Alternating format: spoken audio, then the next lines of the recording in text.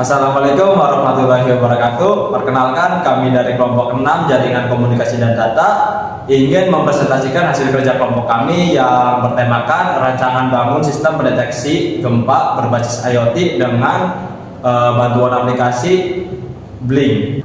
Sebelumnya perkenalkan, nama saya Ahmad Sobali dan ini rekan saya. Nama saya Nini Azara. Nama saya Alamul Iman. Sesuai isu megatrust yang sedang beredar di wilayah kita saat ini, terutama wilayah Jawa Barat, kami berinisiatif ingin membuat sistem pendeteksi gempa bumi berbasis IoT dan didukung oleh aplikasi Blink. Nah, di dalam sensor pendeteksi gempa bumi ini kita menggunakan dua sensor.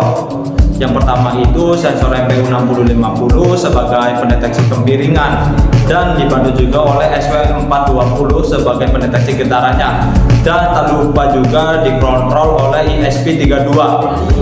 Nah, dalam perancangan alat ini dibutuhkan beberapa komponen utama, diantaranya ada MPU 6050 sebagai sensor pendeteksi kemiringan atau giroskop. Yang kedua ada SW420 sebagai sensor pendeteksi getaran. Yang ketiga ada buzzer sebagai alarm saat terjadi gempa. Selanjutnya ada LED merah sebagai simbol jika terdeteksi adanya getaran atau kemiringan. Dan yang kelima ada LED hijau sebagai simbol jika tidak terdeteksi getaran atau kemiringan. Selanjutnya ada LCD display penampil data yang telah diproses. Yang keenam ada ISP32 sebagai microcontroller. Untuk membuat wiring diagramnya, di sini saya menggunakan aplikasi Breezing. Langkah pertama yang harus kita lakukan adalah menginsert komponen-komponen yang akan dipakai.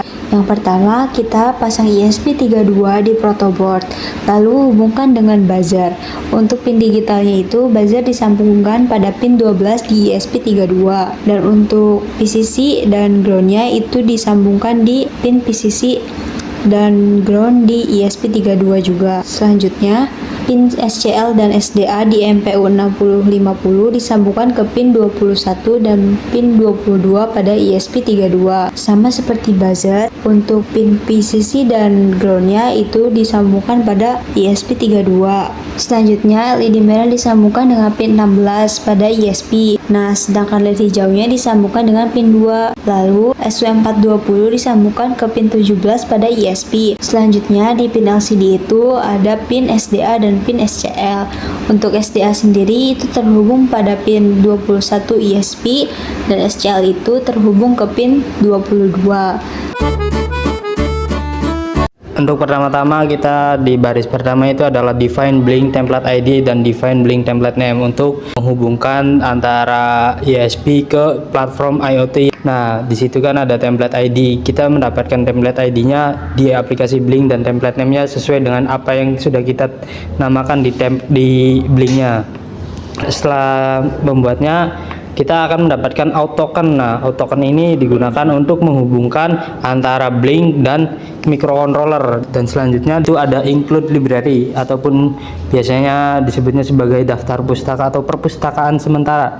Nah, di setiap sensor yang digunakan itu ada yang namanya library ataupun perpustakaannya. Jadi kita harus mendeklarasikan ataupun mendefinisikan si library tersebut ataupun memanggil si library tersebut. Nah, lanjut ke Wi-Fi. Nah, si IoT kan kepanjangan dari Internet of Things. Internet of Things itu harusnya terhubung ke Wi-Fi ataupun jaringan lah. Nah, kita deklarasikan hotspot yang ingin kita gunakan. Contohnya kayak char SSID. Nah, nama dari hotspot yang ingin kita gunakan dan password dari hotspot yang ingin kita gunakan.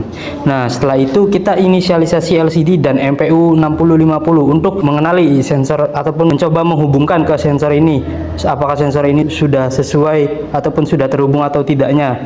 Nah, selanjutnya ke pin konfigurasi. Pin konfigurasi adalah pin yang digunakan untuk beberapa sensor yang kita gunakan. Contoh kayak SW420 pada pin 15, LED hijau pada pin 2, LED merah pada pin 16 dan buzzer pada pin 17. Lalu lanjut ke variabel untuk menyimpan data sensor. Variabelnya kita menggunakan variabel float dan integer. Float itu untuk pembacaan dari data sensor MPU 6050. Nah, untuk integer itu kita menggunakan untuk sensor vibration level atau SW420 dan buzzer. Nah, yang pertama kan kita sudah membahas tentang cara menghubungkan nama hotspot dan password dari hotspotnya. Lalu kita buat codingan untuk mengkoneksikan hotspot tersebut.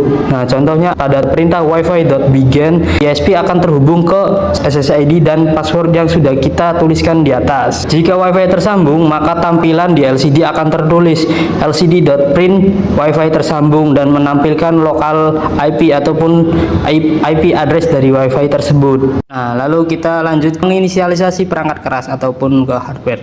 Nah, inisialisasi LCD itu biasanya diperintahkan dengan lcd.begin. Itu kita sesuaikan dengan tipe LCD kita. Ada yang menggunakan lcd.begin atau lcd.int init.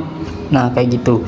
Nah, selanjutnya inisialisasi MPU 6050 untuk mengkoneksikan. Nah, ketika si MPU 6050-nya sudah menampilkan data magnitude ataupun sudut atau kemiringan, maka program akan dilanjutkan ke program selanjutnya, yaitu di program void loop. Selanjutnya untuk mendapatkan nilai magnitude itu didapatkan dari sudut AX dikali AX ditambah AY dikali AY. Selanjutnya ke program void loop. Kita menggunakan nilai magnitude jika si sensor MPU 6050 mendeteksi magnitude kurang dari 1,5 dan tidak adanya getaran, maka lampu hijau akan menyala dan pada saat itu tidak terjadi gempa. Lalu jika ketika ada magnitude ataupun nilai magnitudenya lebih dari 1, maka lampu merah akan menyala, dan ketika ada getaran maka di blink lampu warna oranye akan menyala. Dan untuk mengaktifkan buzzer kita harus memencet switch dari si blinknya tersebut.